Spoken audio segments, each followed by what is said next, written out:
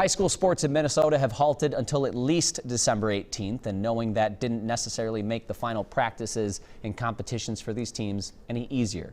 Norman Seawright joins us tonight for tonight's home team just before their already shortened season ended.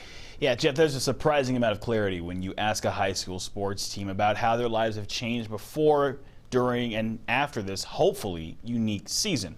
For them, it is emotional, it's enlightening, and it makes them appreciate what they've gone through. St. Thomas Academy's football team can attest to this. At their final practice last week, St. Thomas Academy's football team grappled with reality. Just knowing that this is my last practice, it's kind of like hard for me to savor it. I mean, I'm never going to be out here in a football uniform again during practice, and tomorrow will be my last game. So, like I said, weird, kind of nice, kind of sad too. Silver linings, I mean, getting to know when it's your last game as a senior, that's definitely a silver lining, because, you know, usually when it comes playoff time, you don't know if you're going to win or you're going to lose. You obviously hope you're going to win, but just knowing it's our last game, it gives me that sense of, well, this is it.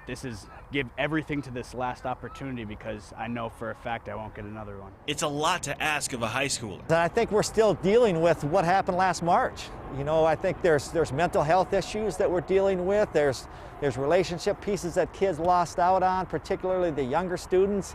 And then you bring the junior class who watched the senior class last spring lose its graduation, lose its spring season. So it's been really a challenge. Having been through a halt in sports before, the cadets are better able to accept a definitive ending. Honestly, the last few months have just been so uncertain, and there have been 4 or 5 times that I can remember that I didn't think I was going to be playing at all. And just the fact that we were able to play 6 games means a lot. And obviously I wanted to compete for a state championship, but I mean, that didn't happen. So I'm just grateful that I've played at all, because I know some people aren't. So at least just getting one more game, it just gives us that little bit more closure, so we know that we had given it our all in that last game and the last practices leading up to it. Some questions do linger. Definitely state championship. Last year we came a game short, sadly losing in the championship, getting second place, and this year we weren't allowed to have that opportunity to play in a state tournament.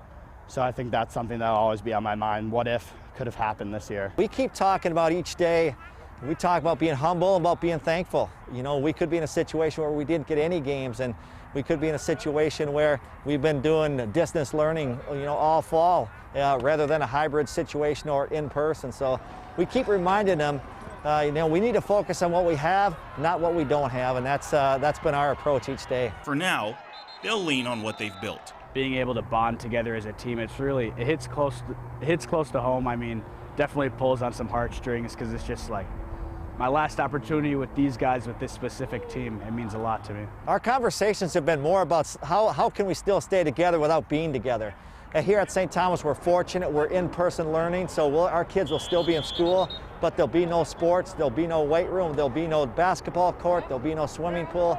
So we have to be creative as coaches and as faculty to find a way for our kids to have meaningful interactions and conversations.